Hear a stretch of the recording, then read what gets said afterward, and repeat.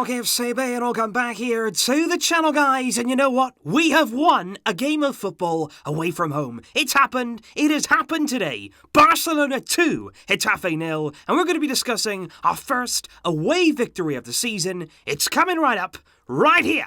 Let's do this. And I have to start, guys, first and foremost, by just addressing exactly what this victory means for Barcelona and exactly what the performance was like today. Because quite frankly, coming into this game, you look at our away record, 3 away games in La Liga, that's 2 losses and 1 draw so far this season, and some really poor performances. So coming into this game, if you'd have told me before the game, Barcelona 2, Getafe 0, I would have said, yeah, great result, fantastic, get the points in the bag, get the away victory, and come away from this game with all of those points. That's fantastic.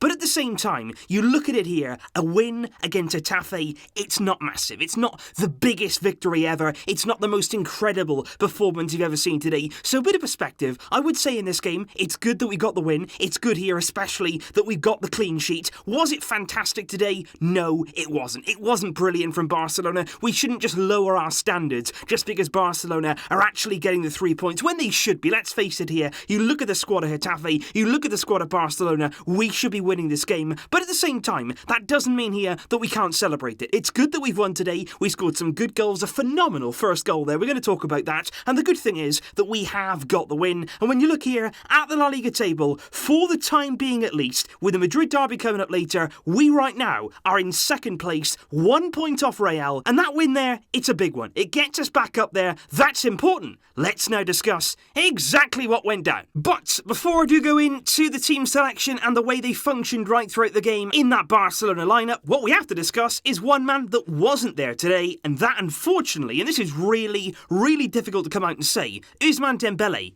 injured again. Ousmane Dembélé injured. I couldn't believe it. I honestly couldn't believe it. When the lineup came up for the game, you were thinking maybe Dembélé would start this match. Maybe, just maybe, he might be held back and put on the bench. But no, nowhere to be seen, not in the squad. He there, the club say, has a muscle problem in his left thigh. And what he has to do now is undergo further tests back in Barcelona to determine how long he's going to be out for. And that's a massive blow. That's a huge blow there, not only to Barcelona, but for Dembélé himself. He's got himself back fit, a real chance for him now to come in this lineup with the injuries that we got. He had a chance there to announce himself, but again, another setback and another injury. What are Barcelona doing about these muscle problems? We spoke about it earlier on the week. It's not good enough. There are too many injuries right now for Barcelona, particularly in those forward areas. We've got to do something. We've got to sort this out. It's ridiculous. But okay, on now then with the game, and to be fair to Ernesto Valverde, I wouldn't really have a go at him today. I would pretty much any other day, but today I could sort of understand why he's playing Suárez and why he was playing Antoine Griezmann in the forward areas. We were very short in the front line. Ansu Fati, of course, was injured just before the squad came out yesterday. Dembélé injured before the game. Messi, of course, not in the squad. He was pretty limited with what he could do there in the forward area. It was Ter Stegen in goal, Firpo at left back, Longley and Piqué here at centre back, Roberto there at right back. What I would say there is, it didn't exactly take Valverde long, did it, to throw Roberto there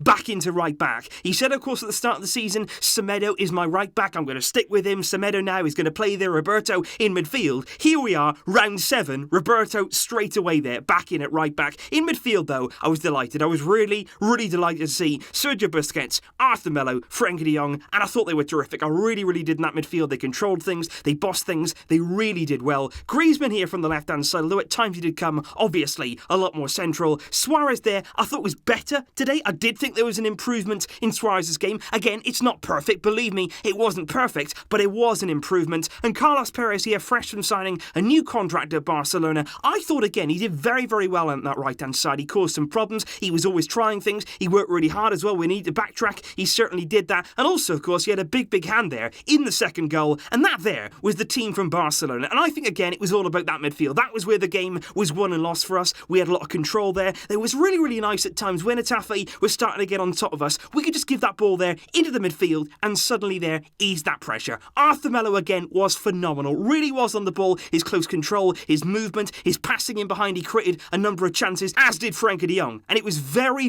good there again to see that trio in midfield. And you've got to imagine, what will that midfield do when there's the full strength attack ahead of them? That's exciting. That really is. And I think in terms of the match action, Barcelona actually started the game quite decently. Not exactly incredible, but they did come out and they started getting at Getafe. They didn't just let let them do whatever they want to do. There was more intensity about the away performance today. And what I would say again, just like we discussed before the game, Getafe were playing pretty high. And I think going in behind, Suárez was always on the shoulder. Griezmann as well was looking there to exploit that space. And with that midfield, we could pick out the runs of our strikers. And that was really, really important today. The first goal came, though, 41 minutes. And it came from a very, very unlikely source. And it came ultimately from the man who was named as the man of the match in this game. It was Marc-Andre Ter Stegen. And honestly, I cannot praise his assist enough, because it was wonderful, wonderful set-up play from our goalkeeper. Our goalkeeper here, starting the move, putting a pass like this. It's ridiculous. What happens here? Ter Stegen actually comes out of his goal. He comes there to intercept the danger from Getafe. Now, what most goalkeepers would do, as soon as they come out of their box usually, they panic. They think, right, okay, I've dealt with the danger, but now let me get rid of it. Let me just put the ball anywhere. And the fans will think, yeah, well done there, the goalkeeper. He's got rid of the danger. That's all he needs to do. But Ter Stegen is not your average goalkeeper. He comes out, he sorts out the danger, he does his job, then he has a look. And you can see him there. When he comes out, he chests it down, and then he stops. He pauses. He doesn't rush. He has a little look, and what he sees is Suárez on the very shoulder of the defender. It's a great run from Suárez. You've got to say that. He times it well. He's bending that run. He's in behind there. Big, big space in behind Getafe. And Ter Stegen doesn't just clear the ball. He picks Suárez out. Our goalkeeper there providing the perfect pass. He volleys it over the top. Suárez there, good pace in behind. He did look a bit sharper. He's in behind there. He had a few chances before that and he missed them. This one, though, he takes brilliantly, lobs it over the goalkeeper. Barcelona 1, Getafe 0, and a big, big goal there for Barca. It's very, very important, I feel, in these away games that we score first. When we score first, you feel a lot better. You feel like maybe we could actually get the points. You do wonder today, had Getafe scored first, it could have been a very, very different game. But that was a big goal there and a wonderful assist from Marc-Andre Ter Stegen. And then, just after half-time, 49 minutes gone, there was another big moment in the game. And again, like I said before, Carlos Perez is involved. He did have a few shots on goal. He was trying to cause some problems, and it's on the edge of the box. He has a shot. The goalkeeper today, I thought, sorry for Getafe, was really poor. I really did. I thought he made a number of errors. He looked really nervous right the way through the game. He spills the shot of Carlos Perez, but you've got to give huge praise here to Junior Firpo, who, remember, is a left-back. He's really advanced. He's taken a risk. He's gambling. He sees the shot coming in, and he anticipates there the goalkeeper spilling that ball. He could be on his heels. He could have been watching that, but no. He's making that movement. He's anticipating it, gets into a good area, and it's an easy finish there into the back of the net.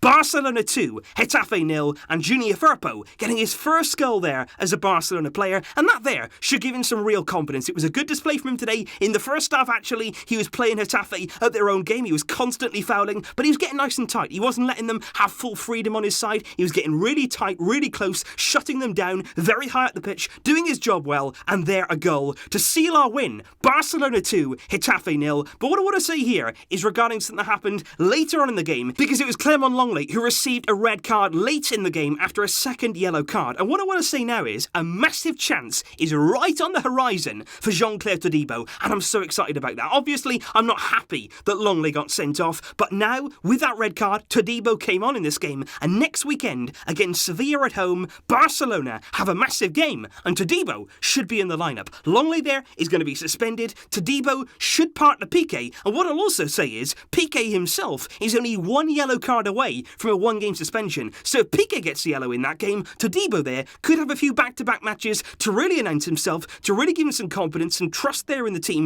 and I think we're all very excited to see this young man at the centre of our defence, and his chance is coming. It could be coming very soon. And so that there, guys, was exactly how the game went down today. Like I say, on the face of it, very, very happy to get the 3 points. Very, very happy to finally get off the mark away from home with a win. And that's a good thing. But at the same time, we've got to strive for better. What we have to do first and foremost is sort these injuries out. We've got to get some players back. We've got to keep our players fit. That's the big, big thing. And of course, the games don't stop here. The games are coming thick and fast right now. Getafe here on the Saturday, next midweek on Wednesday, Inter Milan in the Champions League. A massive game for Barca. We're going to need to hit the high notes, but at home, we'll always have confidence in doing that. And of course, all the pre-match talk, everything you need to know, it's going to be coming right up before that game. Let me know your thoughts in the comments down below. What did you think about performance today? What did you think of the way we dealt with Getafe, the goals that we scored, and if there's anything we can learn really from this performance? And of course, let me know your thoughts on the injury to Ousmane Dembélé. I will see you guys soon. Thank you, as always, for joining me. But until next time, as always, Barca are off the mark away from home. Visca el Barça.